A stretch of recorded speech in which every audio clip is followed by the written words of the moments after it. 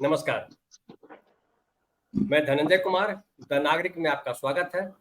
आप देख रहे हैं कार्यक्रम चाय चर्चा और चेंज।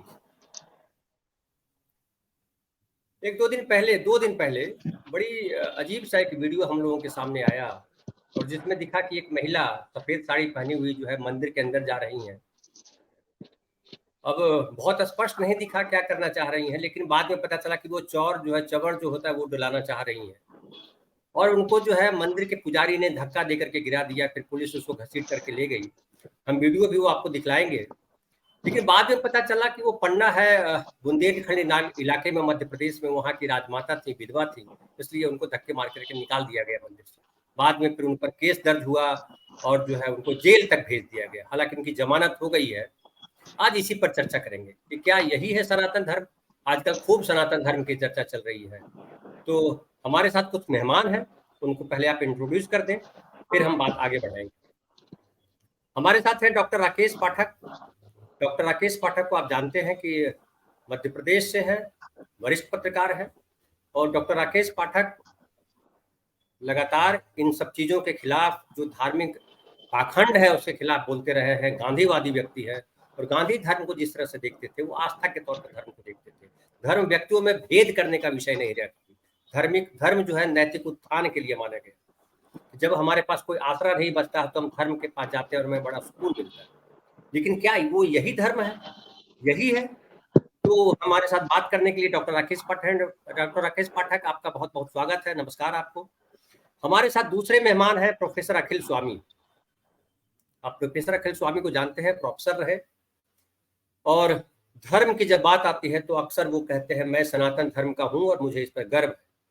तो आज हम बात करेंगे कि क्या जो मंदिर में घटना घटी या इस तरह की घटनाएं अक्सर घटती रहती है। कभी सबरीमाला में नहीं घुसने दिया जाता है महिलाओं को, कभी जो है ये पुरी के मंदिर में दलित या आदिवासी महिला को घुसने नहीं दिया जाता है।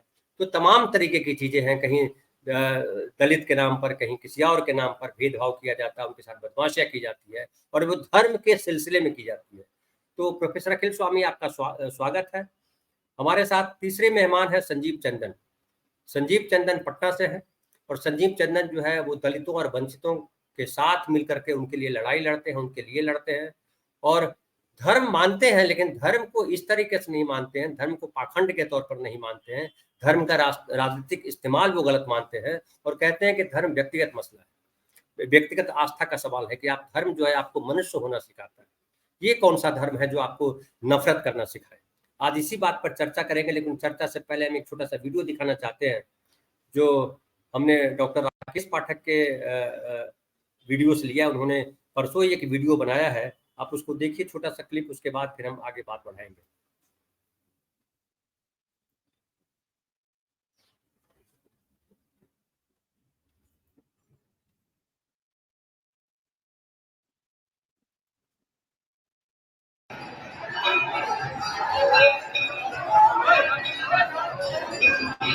कहिए हटवाइए साहब, हटवाइए, हटो पीछे, हटो पीछे, हटो पीछे।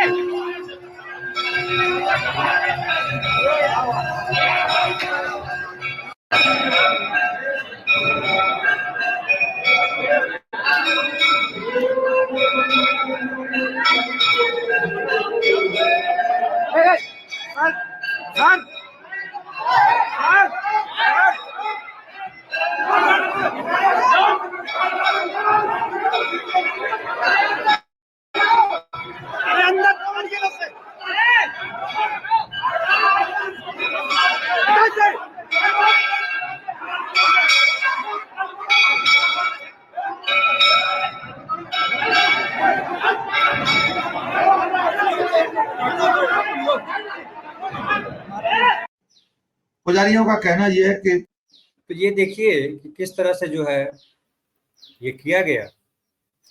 राकेश भाई, मैं आपके पास ही आता हूं सबसे पहले। ये क्यों किया गया? क्या घटना है? क्या हुआ ये? जी धनंजय जी, बहुत धन्यवाद इस चर्चा में शामिल करने के लिए। इस घटना की एक पूर्व पीठिका है। मैंने अपने वीडियो में भी बताया है। ये घटना हुई है जन्माष्टमी की रात को, लेकिन इसके 2 दिन पहले जो बलदाऊ जयंती होती है भगवान कृष्ण के बड़े भाई की, उस दिन भी पन्ना में जो मंदिर है वहां पर चंवर डुलाने की परंपरा चली आ रही है।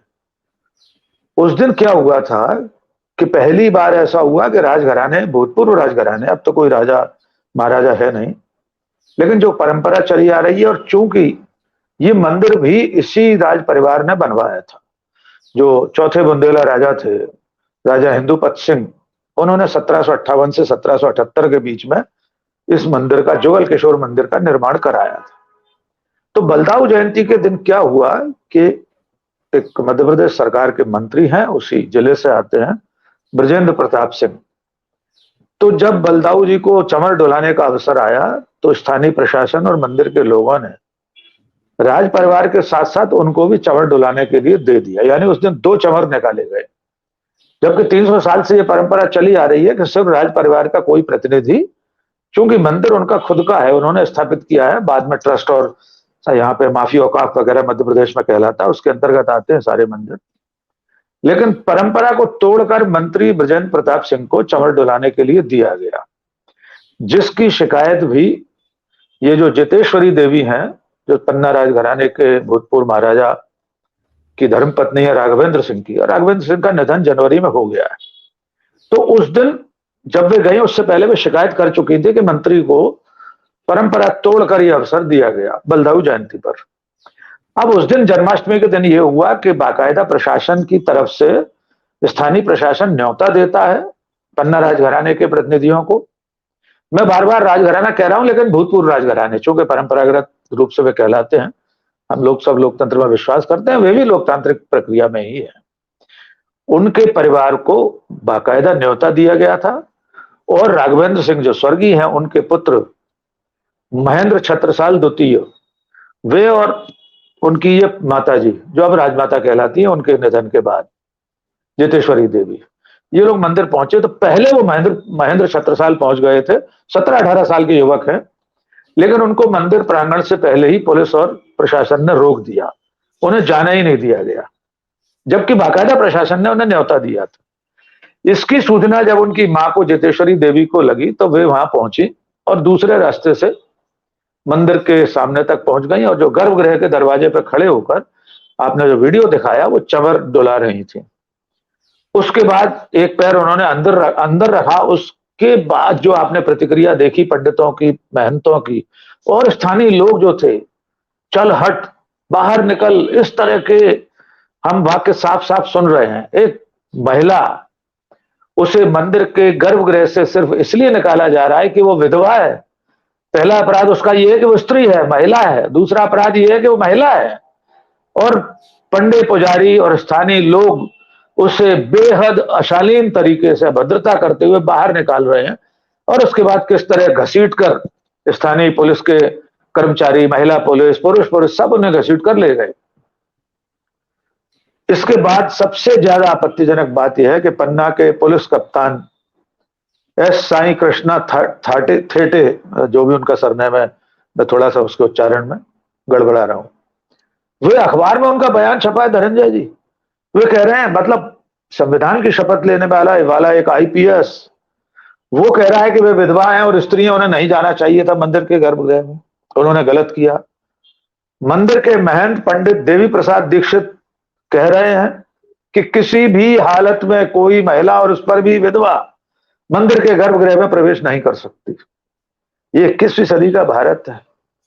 एक स्त्री, एक महिला, भूल जाइए कि वो राज परिवार की, भूतपूर्व राज परिवार की प्रतिनिधि है, वो कोई सामान्य महिला भी होती तो उसे ईश्वर के गर्भगृह में, जिस भगवान कृष्ण ने हजारों स्त्रियों का उद्धार किया, जिसने किन किन का उद्धार किया हम सब जानते हैं, अपनी पौराणिक कथाओं में पढ़ चुके हैं, उसके गर्भगृह में, उसके आराधना स्थल पर एक स्त्री का अपमान हो रहा है। इससे ज्यादा आपत्तिजनक बात कुछ नहीं हो सकती। और अंतिम बात, स्थानीय प्रशासन ने पहली फुर्सत में मीडिया के जरिए ये फैला दिया धनंजय जी, और शायद आप सब तीनों महानुभावों की दृष्टि में भी पहली खबर ये आई होगी कि जितेश्वरी देवी नशे में थी, वे शराब पीकर आई थी। आप सोच सकते हैं, आज संचार का युग है, फर्स्ट हैंड इंफॉर्मेशन मुझ तक भी यही आई थी कि वे शराब पीकर पहुंची थी। जबकि वो सिरे से गलत साबित हुई है बात। अब तक पुलिस ने न तो उनकी मेडिकल रिपोर्ट पेश की है, शायद मेडिकल हुआ भी है कि कहीं नहीं हुआ, ये भी हम नहीं जानते अभी तक। लेकिन आपने एक स्त्री के अपमान के लिए उसको शराबी साबित कर दिया, उसके विधवा होने के कारण गर्भगृह में नहीं जाने दिया। अगर ये सनातन धर्म है तो मैं इसे खारिज करता हूं। मैं किसी तौर पर ऐसे किसी धर्म को स्वीकार करने को तैयार नहीं हूं जहां स्त्री और पुरुष को विभेद की दृष्टि से देखा जाता हो, और उसमें भी किसी स्त्री के विधवा होने के कारण उसे अपने आराध्य की आराधना करने से रोका जाए। मैं ऐसे किसी भी धर्म को मानने के लिए तैयार नहीं हूं। और आपने शुरू में गांधी की बात कही थी, गांधी का सनातन धर्म ये नहीं है। गांधी ने दलितों स्त्रियों की बराबरी की बात की है, वे दलितों के घर में जाकर रहे हैं, स्त्रियों को उन्होंने बराबर का हक दिया है। उन्होंने कहा था मैं ऐसे किसी मंदिर में प्रवेश नहीं करूंगा जहां दलितों का प्रवेश वर्जित हो। तो धनंजय जी, ये मध्य प्रदेश में 21वीं सदी में हो रहा है, इससे ज्यादा निंदनीय कुछ नहीं हो सकता। जी जी जी। प्रोफेसर अखिल स्वामी, मैं आपके पास आना चाहता हूँ, और आप अक्सर जिक्र करते हैं कि ये सनातन धर्म, मैं सनातन धर्मी हूँ, मैं सनातन धर्मी हूँ। क्या यही आपका सनातन धर्म है?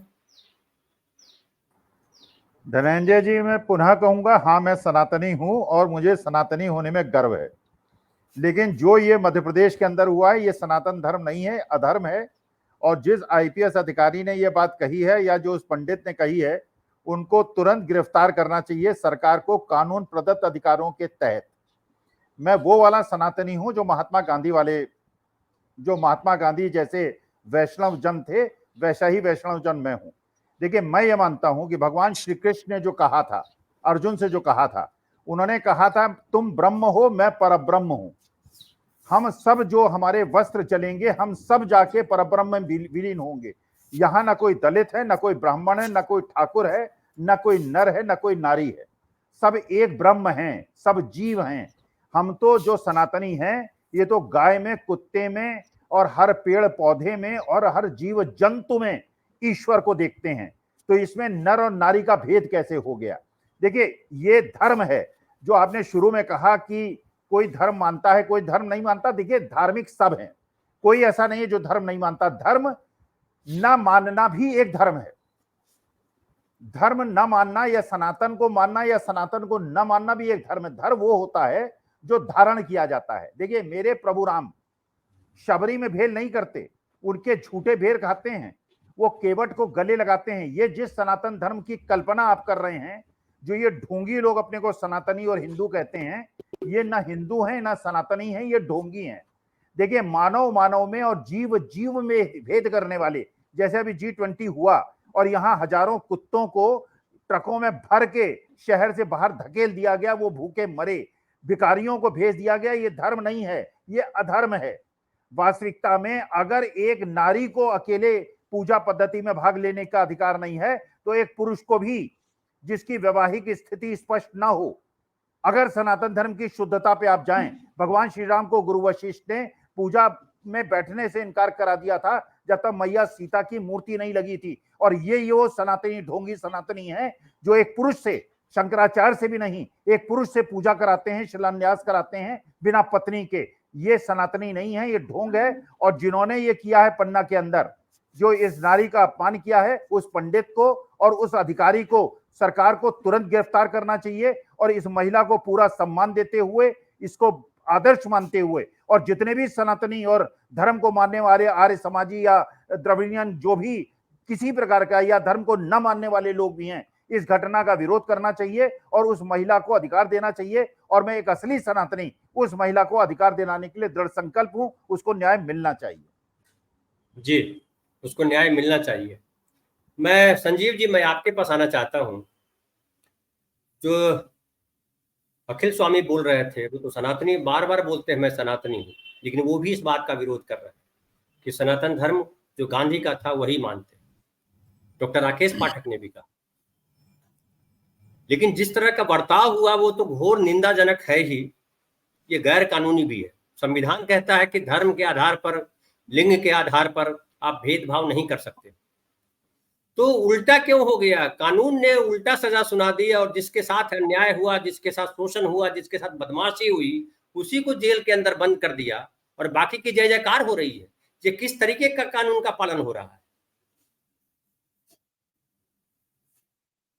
जी धनंजय जी, देखिए, ये पन्ना के इलाके में एक कवि हुआ करते थे छत्रसाल, और उसमें कवि भूषण, सॉरी कवि भूषण, भूषण भूषण हाँ। और छत्रसाल तो ये वंश ही है जिसकी बात राजा हो रही थे, है। हाँ।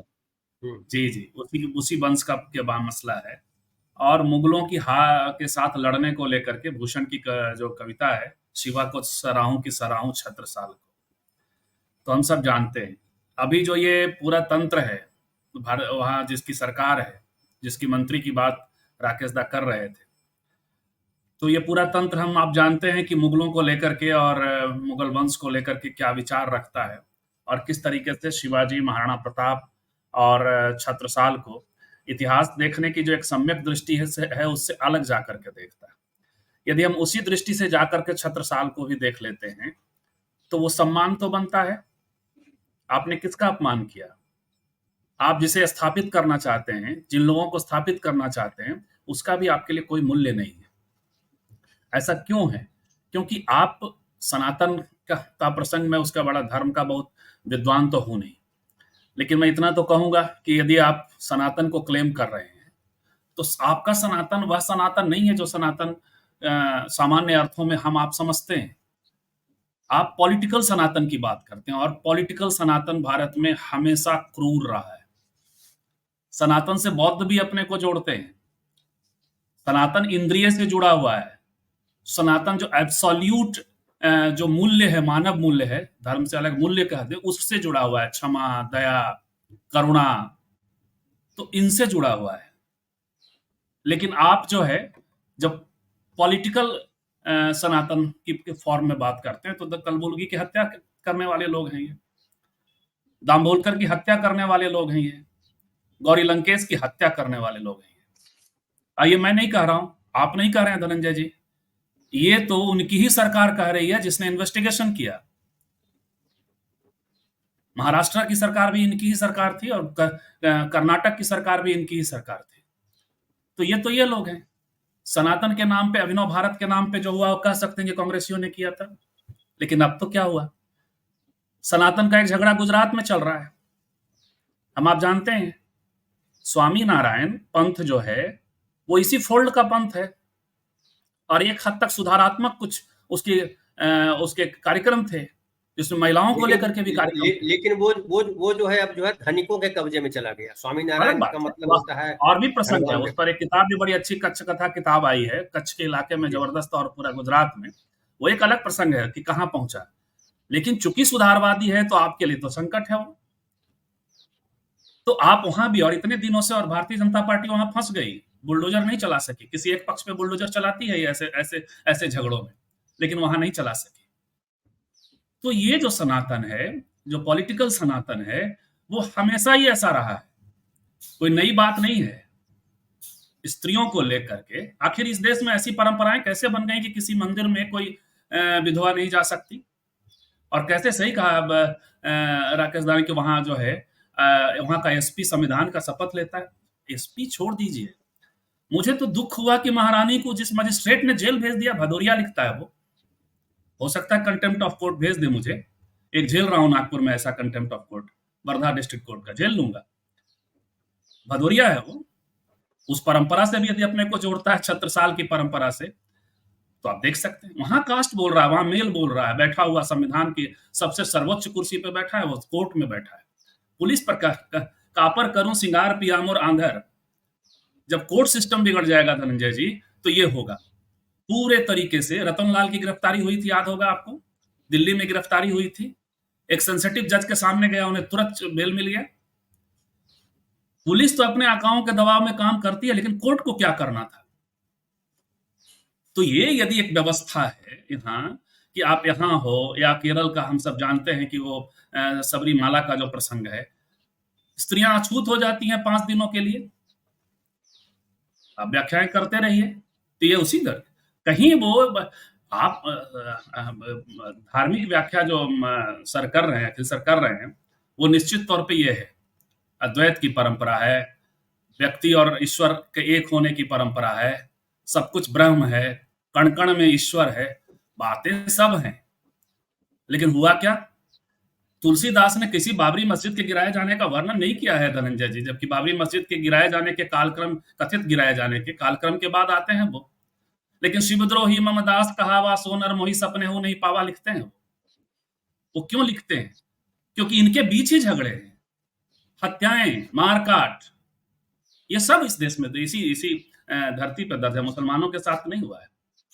तो जो ये पॉलिटिकल सनातन है वो हमेशा ही स्त्री और दलित विरोधी रहा है। आप सोचिए, वेदों के दायरे में सुधार करने वाले आर्य समाज के खिलाफ किस नाम से खड़ा हुए थे लोग? कौन लोग खड़े हुए थे? वही सनातनी ही तो थे। तो शब्दों के अर्थ, पदावलियों के अर्थ बदलते रहते हैं धनंजय जी।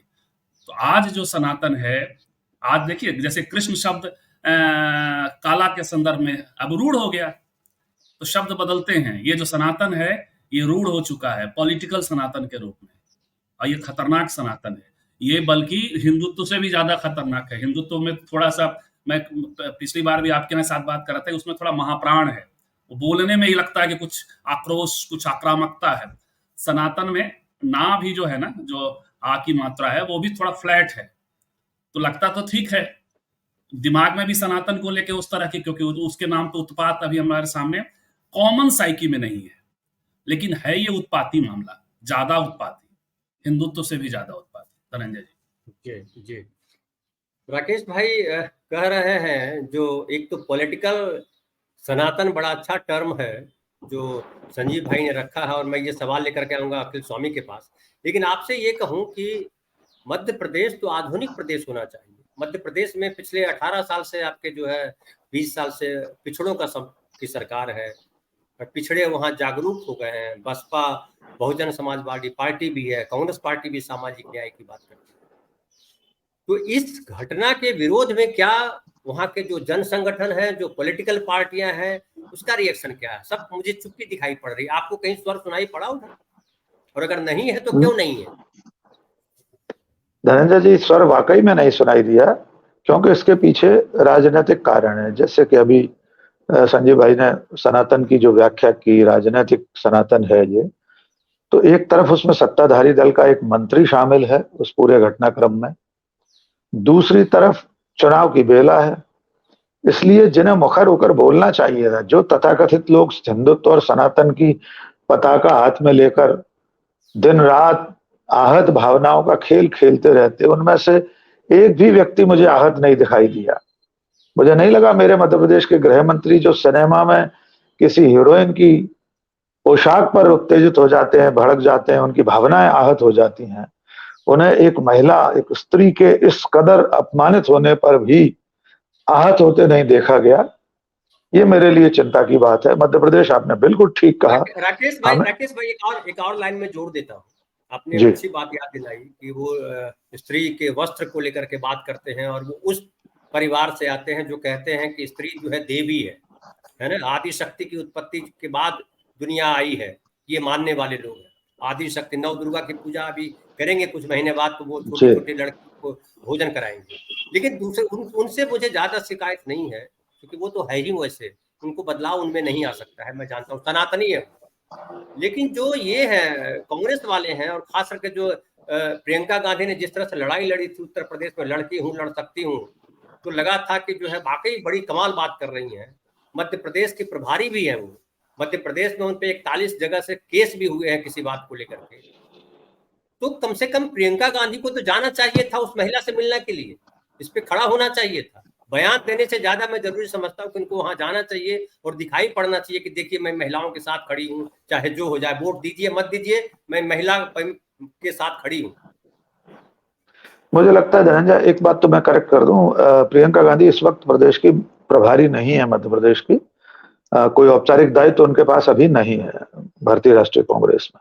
कांग्रेस के नेता हैं और चुनाव का आगाज उन्होंने ही किया। जबलपुर में पहली सभा की, फिर 21 जुलाई को ग्वालियर में की। लेकिन इस मामले में एक बहुत गंभीर कारण है जो मुझे लग रहा है, जिस वजह से ठिठक गए लोग। मैं अपने को भी उसका दोषी मानता हूं। मैं पहले दिन अगले 24 घंटे तक इस घटना के बाद जब वीडियो सामने आया, मैं स्पष्ट नहीं हो पा रहा था कि क्या घटना हुई है, क्या कारण है उसका, क्योंकि जिस तरह मुख्यधारा के मीडिया ने, प्रशासन ने और पुलिस ने उससे प्रस्तुत कर दिया, जिस तरह प्रोजेक्ट किया गया कि वे शराब के नशे में थी। सहज बात है, कोई भी राजनीतिक दल चुनाव के समय में ऐसा जोखिम नहीं लेगा कि अगर उसे यह मालूम हो किसी महिला ने शराब पीकर मंदिर में उत्पात किया है, तो स्वाभाविक तौर पर कांग्रेस या बाकी विपक्षी दलों की जो झिझक थी वो शुरुआती 12-15 घंटे थी, लेकिन उसके बाद मध्य प्रदेश कांग्रेस के हैंडल से सारे बड़े नेताओं, मीडिया प्रभारी सबने इस मुद्दे को उठाया। और उसके बाद मेरा वीडियो जब डीवी लाइव पर आया कल, उसके बाद से ये चर्चा और भी चल रही है और सारे चैनल दिखा रहे हैं, सारे अखबारों में छपा है। उसके बाद कल, यानी बीते हुए कल में इन्हीं का जितेश्वरी देवी का भी एक वीडियो संदेश आया है, उसमें उन्होंने पूरे घटनाक्रम को फिर से बताया। तो मैं समझता हूं जिन्हें सचमुच में लोगों को जिन्हें आहत होना चाहिए था वे आहत नहीं होते, वे राजनीतिक दृष्टिकोण को तराजू पर देखकर ही आहत होते हैं। यही सबसे बड़ी विडंबना है। जो हिंदू समाज, जो बहुसंख्यक समाज कनाडा में बनने वाली किसी फिल्म के काली नाम होने पर उत्तेजित हो जाता है, उसकी भावनाएं भड़क जाती हैं, मध्य प्रदेश में मुकदमा दर्ज करा दिया जाता है यहाँ के गृह मंत्री द्वारा, वो मध्य प्रदेश एक स्त्री के इतने अपमान पर भी खामोश है। तो ये नागरिकों की खामोशी भी चिंताजनक है। सिर्फ राजनीतिक दलों और नेताओं की बात मैं नहीं करना चाहता, लोगों को उतर के आ जाना चाहिए था सड़कों पर, लेकिन कोई नहीं बोल रहा। न जाने क्या हो गया हमारे समाज को। जी जी प्रोफेसर अखिल स्वामी, क्या हो गया आपके समाज को, आपके सनातन धर्मियों को क्या हो गया? और ये बड़ी अच्छी बात कही है संजीव भाई ने, पॉलिटिकल सनातन। तो क्या सब पॉलिटिकल सनातनी हो गए? धर्म जो है, रिलीजन जो है, जिस वजह से बना, जो उसकी प्रासंगिकता है, हालांकि मैं मानता हूं कि धर्म अपनी प्रासंगिकता खो चुका है। धर्म सिर्फ जो है आडंबर और राजनीतिक सत्ता प्राप्त करने का माध्यम बन गया है। धर्म केवल जो है, वो कोई धर्म हो, सारे धर्म वही हैं, उस केवल सत्ता प्राप्त करने का और लूटने का माध्यम बन गया है, बजाय इसके कि लोगों के नैतिक मूल्यों का सम्मान करे, नैतिक मूल्य उठाए। गांधी ने एक बड़ी अच्छी बात कही थी, मैं छोटी सी चर्चा में कर देना चाहता हूँ। कल भी मैंने बात की थी कि जब उनसे यूरोप की तरक्की की बात की गई थी कि यूरोप देखिए इसकी तरक्की को किस तरह से देखते हैं, इसके विकास को किस तरह से देखते हैं, तो गांधी ने कहा था कि जहां मानव मूल्य कमजोर हो जाए और वस्तुओं के मूल्य बढ़ जाए, वो विकास नहीं है, वो तरक्की नहीं है, वो धर्म भी नहीं हो सकता। जहां मानव मूल्य छोटे पड़ जाए और धर्म के आडंबर बड़े हो जाए, वो धर्म हो ही नहीं सकता, और वैसे धर्म को उखाड़ के फेंक देना चाहिए। तो आप इस पे किस तरह से रिएक्ट करते हैं? क्या ये पॉलिटिकल सनातन जो है, मूल सनातन को, जो संजीव भाई ने बड़ी अच्छी और बात कही कि दया करुणा ये है मूल सनातन, ये है मूल धर्म, तो ऐसे पॉलिटिकल सनातन जो है वो मूल सनातन पे कब्जा कर रहा है, तो मूल सनातनी चुप क्यों है? देखिए धनंजय जी, वास्तविकता में कुछ आपने ऐसी बातें कही। आपने कहा आप अब धर्म को और सनातन धर्म को आरोपित करना, मेरे ख्याल से, क्योंकि जब एक असली सनातनी, एक असली वैष्णव, गांधी जी की हत्या एक पॉलिटिकल सनातनी ने की थी, तो सनातन का जो युद्ध है वो सनातन के बीच में है। पूरे सनातन को बदनाम करना और धर्म को बदनाम करना, देखिए गांधी सनातनी थे, स्वामी विवेकानंद ने जो शिकागो में कहा था वो हिंदू धर्म था। जिन लोगों के संदर्भ को लेकर पूरे हिंदू धर्म को और सनातन धर्म को आरोपित करने की बात हो रही है, देखिए वास्तविकता यह है कि मैं हूं सनातनी में कर रहा हूं विरोध, मैंने आपके सामने भर्त्सना की, मेरे जैसे लाखों करोड़ों लोग हैं जो असली सनातनी हैं। मैं कह रहा हूं कि ढोंगी सनातनियों की कुकृत्यों की सजा आप क्या असली सनातनियों को देंगे? जब हम संघर्ष कर रहे हैं, जब हम असली सनातनी, जब असली हिंदू ढोंगी हिंदुओं से संघर्ष कर रहे हैं, तो आप पूरे हिंदू धर्म को, सनातन धर्म को आरोपित बनाकर, अरे द्रविडियंस जो हैं, जो उदयनिधि स्टालिन ने कहा वो भी हिंदू हैं, वो ठीक है, उनकी भावना अलग है, वो हमारी पद्धति से अलग हैं। तो जो आर्य समाजी हैं वो मूर्ति पूजा नहीं करते, मैं मूर्ति पूजा करता हूं, लेकिन मैं उनका सम्मान करता हूं, मैं उदयनिधि स्टालिन का सम्मान करता हूं, मैं बाबा साहब भीमराव अंबेडकर का सम्मान करता हूं, मैं खड़गे साहब का सम्मान करता हूं। मेरे दृष्टि में ना वो मुझसे ऊंचे हैं ना मुझसे नीचे हैं, हम सब मानव हैं, हम सब बराबर हैं। लेकिन ये जो पॉलिटिकल सनातनी है, इनके कुकृत्यों की वजह से अगर आप मेरे जैसे मानव को मानव समझने वाले और जीव को जीव समझने वाले और भगवान श्री कृष्ण की भावना को समझने वाले, मैं अगर गर्व से कहता हूं मैं सनातनी हूं और असली सनातनी हूं और इन ढोंगी सनातनियों से घृणा करता हूं, तो आप मुझे भी दंड देंगे क्या? यही गलती करते हैं जब आप असली और नकली के बीच में भेद नहीं करते। देखिए, मुसलमानों में, क्रिश्चियनों में, ईसाइयों में, बौद्धों में, हिंदुओं में, वहां भी असली हैं और नकली हैं। मैं असली हूं हिंदू, मैं असली सनातन धर्म मानता हूं, मेरे घर में सनातन धर्म का पालन होता है। मैं गाय को भी खाना खिलाता हूं, कुत्तों को भी खिलाता हूं, तोतों को भी खिलाता हूं। मेरे घर में आधा मेरे घर का बजट जो है वो जीव जंतुओं को खिलाने में जाता है, क्योंकि मैं सनातनी हूं। तो आप जो है जस्ट बिकॉज वो एक नकली और फर्जी सनातनी पैदा हो गए हैं जिन्होंने महात्मा गांधी की हत्या की, अगर मुझे भी आप आरोपित करेंगे तो मुझे कष्ट होगा। जी, आप बिल्कुल सही कह रहे हैं। और मैं धर्म को इस तौर पे लेता हूं कि धर्म में उत्सव है, हम उत्सव धर्मी लोग। हमारे लिए धर्म का मकसद मतलब जो है, अगर व्यक्तिगत है, आस्था है, कमरे के भीतर है, मेरे मन के भीतर है, वो है, क्योंकि हम उसी से बड़े हुए हैं, उसी से पले हैं। लेकिन जब सामूहिक तौर पे हम धर्म का प्रदर्शन करते हैं तो उसका संदर्भ जो है उत्सव से जुड़ता है। मुझे ये धर्म जो है वो उत्सवों के तौर पे ज्यादा याद आता है। मैं अपने लाइफ में मानता हूँ कि धर्म ने मेरी लाइफ में वो रोल नहीं प्ले किया है जो रोल प्ले किया है उत्सव ने, जो उत्सवों ने प्ले किया है। मैं किसी मंदिर के सामने सर इसलिए नहीं झुकाता हूँ कि वहां से मुझे कुछ मिलेगा, या किसी मस्जिद के सामने से या किसी गिरजाघर के सामने से मैं मोमबत्ती, अगरबत्ती, धुआं जलाने वाली प्रथा को मैं उतनी कड़ाई से नहीं मानता। लेकिन मैं मानता हूं कि आपने जो कहा कि आप जो है वो गाय को खिलाते हैं, कुत्तों को खिलाते हैं, चींटियों को खिलाते हैं, कौओं को खिलाते हैं, तोतों के पालते हैं, तमाम करते हैं, लेकिन दलितों के साथ नफरत करते हैं, आदिवासियों के साथ नफरत करते हैं। नहीं, ये गलत है धनंजय जी। ना ना ना ना ना ना ना, मैं आप पे आरोप नहीं लगा रहा हूं सर, आप पे आरोप नहीं लगा रहा। नहीं, देखिए, नहीं धनंजय जी सुनिए, अगर मैं भगवान के सामने शीश झुकाता हूं, आप नहीं झुकाते हैं, तो आप मुझसे श्रेष्ठ नहीं है। आप जो करते हैं, आपको जो मन करता है आप करते हैं, जो मुझे मन करता है मैं मैं भगवान को मानता हूं, और भगवान को मानता हूं इसीलिए मैं किसी जी को कष्ट नहीं देता। तो न मैं आपसे श्रेष्ठ हूं, ना मुझसे श्रेष्ठ हैं। तो अगर अधार्मिक होना या धर्म से घृणा करने वाले मुझसे श्रेष्ठ हैं, ये भी नहीं मैं मानता। नहीं, मैं ये मानता हूं सर, एक मिनट सर, धर्म से घृणा, मैंने घृणा वर्ड यूज नहीं किया सर, आप मत लाइए, हमारे पास घृणा है नहीं। हम तो कहते हैं कि जो धर्म को मानता, आप एक हिंदू धर्म को मानते हैं, दुनिया में ढेर सारे धर्म है, तो क्या उनसे घृणा करेंगे? मैं तो कहता हूँ सारे मनुष्य, सारे जीव, सब, मैं उस ईश्वर को मैं भी मानता हूँ जिसने ये सृष्टि रची है, जिसने सुबह शाम बनाई है। लेकिन आप जब धर्म के नाम पर भेद करते हैं तो दिक्कत हो जाती है। हम कभी, हमारे घर में भी मेरी वाइफ जो है पूजा करती है। मैं नहीं करता भेद, तो मुझे क्यों आरोपित, मेरे जैसे लोगों को क्यों आरोपित करते हैं? आप अपने ऊपर आरोप न लें। मैं अरे मेरे जैसे करोड़ों लोग हैं, मेरे जैसे करोड़ों लोग हैं, धर्म को मानते हैं, चाहे इस्लाम को माने या हिंदू को माने या जैन को माने या बुद्धिज्म को माने, किसी को माने, मुझे कोई एतराज नहीं, किसी व्यक्ति को माने, आप मोदी को ही भगवान मान ले, मुझे इस बात से भी आपत्ति नहीं है। मुझे आपत्ति तब होती है, मुझे आपत्ति तब हो जाती है जब आप किसी को भगवान माने, स्वयं को भगवान मानने मुझे दिक्कत नहीं है, लेकिन भगवान बने रहे और भगवान सा बर्ताव करें। संजीव जी, मैं आपके पास आता हूं और ये समझाइए मुझे कि जब संविधान लागू हुआ तो कहा कि संविधान ही धर्म है। हम सभी धर्मों के प्रति बराबर भाव रखते हैं, लेकिन संविधान के अनुसार देश चलेगा। किसके अनुसार देश चलेगा? सनातन धर्म के अनुसार, इस्लाम के अनुसार, क्रिश्चियनिटी के अनुसार, सिखिज्म के अनुसार, जैनिज्म के अनुसार, नास्तिकों के अनुसार, या धर्म चलेगा संविधान के अनुसार? और अगर संविधान के अनुसार अगर धर्म चलता है तो वो संविधान के शपथ लेने वाले लोग वो सामने क्यों नहीं खड़े होते? देखिए, दर्शन के खेल में फंसिएगा तो फंस जाइएगा। दर्शन का खेल तो ऐसा है कि रावण को भी जो है सालुक्य मुक्ति की प्राप्ति होती है। वहां है कि जो हमसे विरोध कर रहा है वो भी जो है हमारा भक्त है, नास्तिक भी हमारे भक्त हैं। ये दर्शन का खेल है।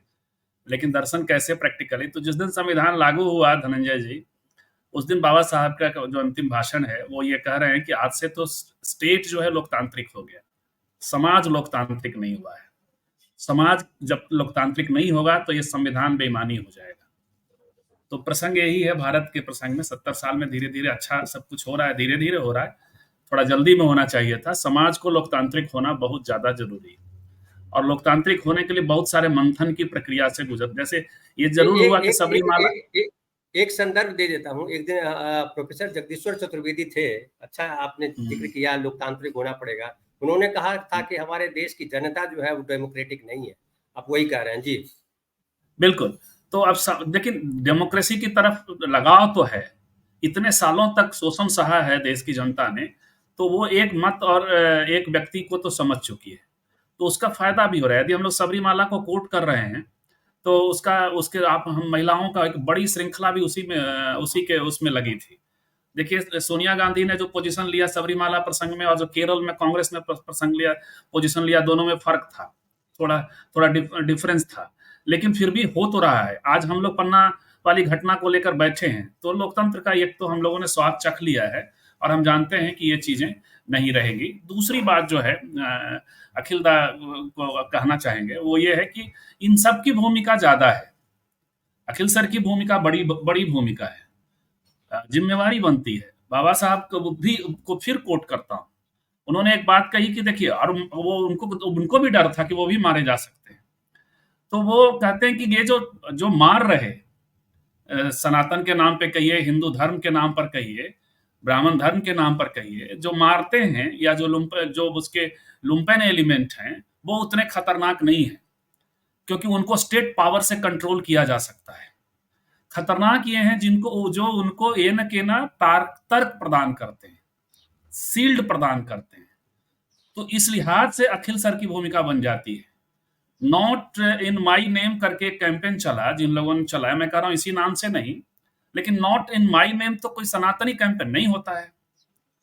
सनातनियों का एक बड़ा समूह आकर खड़ा हो जाता है जो कथित सनातनी है, तो एक शायद ये चेक होता है। लेकिन अभी तक बाबा साहब का जो डर था, वो आज तक बना हुआ है धनंजय जी। और ये कांग्रेस के भीतर भी, आपने जो कांग्रेस वाला सवाल किया, इसीलिए हम कांग्रेस और बीजेपी के फॉर्म में सोचते ही नहीं है। हमारे लिए तो चिंता का विषय है कि पॉलिटिकल वोकैबुलरी बदल गई है, पॉलिटिकल इमेजेस बदल गए हैं, सत्ता बदल जाएगी धनंजय जी, लेकिन आने वाले 10-20 साल तक सफाई कैसे होगी, क्या होगा, हम आप नहीं कर सकते। वहां हो सकता है कि जाके राहुल गांधी बैठ जाए या कोई और बैठ जाए, लेकिन उस बैठने मात्र से चीजें नहीं होंगी धनंजय जी। जी जी, एक छोटी सी टिप्पणी के लिए वापस आता हूं अखिल सर के पास। सर, जो संजीव जी ने फाइनली गेंद आपके पाले में डाल दी, इसलिए मैं आपके पास आया कि अगर इसको बड़ी जिम्मेदारी जो है वो अखिल स्वामी जैसे सनातनियों के पास है कि कैसे इसको ठीक करें। और मैं भी बोलता हूँ कि कीचड़ अगर आपके नाम पे उछाला जा रहा है, तो आपकी जिम्मेदारी ज्यादा है कि आप कहिए कि ये जो कीचड़ फेंक रहा है हमारे समाज का नहीं है, ये कहिए। जी प्रोफेसर साहब। नहीं धनंजय जी, जैसे संजीव जी ने कहा, बाबा साहब अगर ये कहते थे वो मारे जा सकते हैं, मैं भी मारा जा सकता हूं, इसलिए क्योंकि मैं भी संघर्ष कर रहा हूं। अब मुश्किल क्या है, जो संघर्ष कर रहा है, होना क्या चाहिए समाज में, जितने भी मॉडरेट्स हैं, जितने भी लोग ऐसे हैं जो दिमाग का यूज कर सकते हैं, उनको संगठित होना चाहिए। अगर मेरा जन्म सनातन कुल में हुआ है और ब्राह्मण कुल में हुआ है, तो मैं दोषी थोड़ी हो गया। जैसे कोई किसी भी वंश में, किसी भी कुल में जन्म लेने के कारण दोषी नहीं हुआ, मैं भी दोषी नहीं हुआ, राकेश पाठक जी भी दोषी नहीं हुए, उनका जन्म हो गया ब्राह्मण कुल में, किसी का जन्म कहीं हो गया। मैं जब कह रहा हूं कि मैं चाहता हूं कि हिंदुस्तान के अंदर जो समाज है वो ऐसा हो जिसके अंदर लालू यादव या स्टालिन जैसे लोग प्रधानमंत्री बने, मैं चाहता हूं कि ये ब्राह्मणवादी समाज न बने। मैं चाहता हूं कि जो सनातन को आपने, मैं जिस ढोंगी सनातन से मैं लड़ रहा हूं, अगर आप मेरे से उसका जवाब मांगने लगे, उनका जवाब मैं कैसे दूंगा? मैं तो आप लोगों के साथ खड़ा हूं, और आपने मुझे जस्ट मेरा जन्म हो गया सनातन धर्म में, और क्योंकि मैं अपने को कहता हूं मैं सनातनी हूं, आपने मुझको दंड देने का प्रावधान बना लिया और मुझे को दंड देने लगे। अरे मैं तो कह रहा हूं मैं आपके साथ हूं। नहीं, बिल्कुल सही है। मैं ये कह रहा हूं, मैं आपको कटघरे में नहीं खड़ा कर रहा हूं, मैं सिर्फ इतना कहना चाह रहा हूं कि भाई आप कह रहे हो, मैं नहीं कभी ये दावा करता हूं, मैं कहता हूं एक इंसान हूं, मेरे माता पिता मेरे सब हिंदू धर्म मानते रहे, मैं भी मानता हूं, लेकिन मेरे लिए सनातन या हिंदू धर्म आडंबर से ज्यादा व्यक्ति के बीच भेद करने वाला नहीं है। और मैं उसमें बिलीव करता हूं कि जब कहता है कण कण में भगवान है, तो हर कण में भगवान है। जब शैव संप्रदाय में एक अघोरी पंथ होता है जो विष्टा में भी भगवान को देख लेता है, तो आप मनुष्य में आपको भगवान नहीं दिखता है तो बड़े शर्मिंदा हो जाते हैं। जब हमसे कोई सवाल करता है तो आप नहीं होते, मैं शर्मिंदा हो जाता हूँ कि जब विष्टा में भी भगवान देखने की परंपरा है, कण कण में भगवान देखने की परंपरा है, तो किसी दलित में भगवान क्यों नहीं दिखता? और एक जो एक भजन बड़ा चर्चित है सर, मैं आपको ये बतला दूं, सजन मारने वाला भी भगवान, बचाने वाला भी भगवान। मुझे बड़ा ये भजन तो लिखने वाले कितने विद्वान हैं मुझे नहीं मालूम, लेकिन जब मैं आपके पास आता हूँ, लेकिन जब मैंने ये सुना तो मैंने कहा कमाल है यार, सब मजा तुम लो, दोष सारा भगवान पे डाल दो। जी संजीव भाई कुछ बोल रहे थे आप? हाँ, ये 1-to-1 आज बनाने में लंबा चल जाएगा, बहस चल जाएगी। लेकिन देखिए धनंजय जी, संजोग से मेरे नाम के पीछे कोई पाठक मिश्रा नहीं लगा हुआ है, लेकिन मैं भी ब्राह्मण समाज में पैदा हुआ। तीनों ब्राह्मण, आप तीनों ब्राह्मण है, मैं जान के लाया है मेरे तीनों ब्राह्मणों। जी, तो ब्राह्मणों की जिम्मेवारी है, और हाई कास्ट हिंदू मुझे भी मेल लोग ब्राह्मण ही मानते हैं, मुझे भी लोग ब्राह्मण ही मानते हैं। हाँ नहीं, लेकिन आप जहां से सवाल कर रहे हैं, बल्कि आप सवाल करने के योग्य उत्तराधिकारी हैं जहां से आप सवाल कर रहे हैं। आप तो सवा मन गेहूं या सवा सेर गेहूं प्रेमचंद के नायक हैं, तो आपको तो सवाल करना चाहिए। और हम सब की जिम्मेवारी बनती है दादा, क्योंकि हम लोग जो है high cast Hindu mail privilege प्राप्त लोग हैं। हम यदि ये समाज इस दिशा में है तो गलती हमारी है, हमको स्वीकार करके और तब काम करना होगा। ये ब्राह्मणों की ज्यादा बड़ी जिम्मेवारी है निरंजय जी। जी जी संजीव भाई की बात, संजीव सर की बात में एक बात जोड़कर धनंजय, अब मुझे लगता है समापन करना चाहिए। बहुत अच्छी बात उन्होंने कही कि हम सबकी जिम्मेदारी, ये संयोग है कि हम किसी जाति या किसी धर्म या किसी देश विशेष में पैदा हो गए। ये गर्व की कतई बात नहीं है। 7 अरब लोग दुनिया में हैं, जो जहां पैदा हुआ वो अपने उस देश, अपने वर्ग, अपनी जाति धर्म पर गर्व करे, हमें कोई ऐतराज नहीं है। लेकिन जाति धर्म की बेड़ियां तोड़ने की जिम्मेदारी, संजीव जी ने ठीक कहा, हम सबकी है। अगर हम उस स्थिति में पैदा हुए हैं तो हमें कतई कोई गुमान नहीं है। मैं अपने आप को इंसानियत के सिपाही कहता हूं। मैंने व्यक्तिगत बात नहीं कहना चाहिए कि निजी जिंदगी में भी धर्म और जाति की बेड़ियां जहां तक तोड़ी जा सकती थी, हम लोग, हमारा परिवार तोड़ चुका है। मैंने अभी फेसबुक पर किसी ने कमेंट लिखा कि जो लोग ऐसी बातें करते हैं सोशल मीडिया पर, मूलतः तो वे अंदर से जातिवादी होते। मैंने सिर्फ एक लाइन लिखी कि मैं और मेरा परिवार दशकों पहले धर्म और जाति की बेड़ियां तोड़ चुके हैं। धनंजय भाई, मेरी सगी बड़ी बहन डॉक्टर हैं, 40 साल पहले उन्होंने इंटरकास्ट मैरिज की। मैंने अभी ईसाई से शादी की। मैंने शादी क्या की, हम लोगों ने शादी की, वो ईसाई है मेरी धर्मपत्नी। मेरी बड़ी बेटी ने इंटरकास्ट मैरिज की है। तो हमें अपनी तरफ से भी पहल करना होगी। संजीव सर, ये सिर्फ विनम्रता से इसलिए बताया कि लोग ये सोचते हैं कि हमारी कथनी करनी में कोई फर्क तो नहीं है, जैसे आज हमारे महामानव की कथनी करनी में फर्क है। तो हम व्यक्तिगत स्तर पर भी जहां जब मौका मिले तब इन बेड़ियों को तोड़ने की कोशिश करें। जहां तक संभव हुआ हमने तोड़ी अब तक, आगे हम नहीं जानते हमसे क्या बन पड़ेगा, करेंगे जहां तक हो सकेगा। जी धनंजय। तो इस सभा को हम यहाँ पे विराम देते हैं एक लाइन के साथ। एक जो है भजन मैंने सुनाया, मारने वाला भी भगवान, बचाने वाला भी भगवान, लेकिन मुझे अच्छा लगता है हारे को हरि नाम। मैं अगली लाइन उस पर जोड़ता हूँ, जीते तो खुद। अगर आपके सामने ताकतवर आ जाता है तो आप हरि को याद करते हैं, जब आपके सामने कोई कमजोर आता है तो खुद हरि बन जाते हैं। यही हमारे समाज की रीत है, हमें इस रीत को तोड़ना चाहिए। करुणा, दया, ममता ये धर्म के आभूषण है। अगर धर्म को अगर इससे अलग कर देंगे तो धर्म नहीं होगा, फिर वो ढोंग हो जाएगा। और ढोंग जो है, ढोंग का हर किसी को विरोध करना चाहिए। आप राकेश भाई आप आए, स्वामी जी आप आए, चंदन भाई आप आए, आप तीनों का बहुत बहुत आभार। जो हमारे साथ दर्शक जुड़े थे उन सबका आभार। हम फिर मिलेंगे शाम 7 बजे के कार्यक्रम में, और आज हम बात करेंगे राहुल गांधी पर। राहुल गांधी पेरिस में क्या कर रहे हैं, यूरोप में क्या कर रहे हैं, और राहुल गांधी यूरोप में है, चर्चा हिंदुस्तान में हो रही है, पूरे देश में, पूरी दुनिया में राहुल गांधी की चर्चा क्यों हो रही है, आज हम इसी पे बात करेंगे। बहुत बहुत धन्यवाद। फिर मिलते हैं शाम 7 बजे।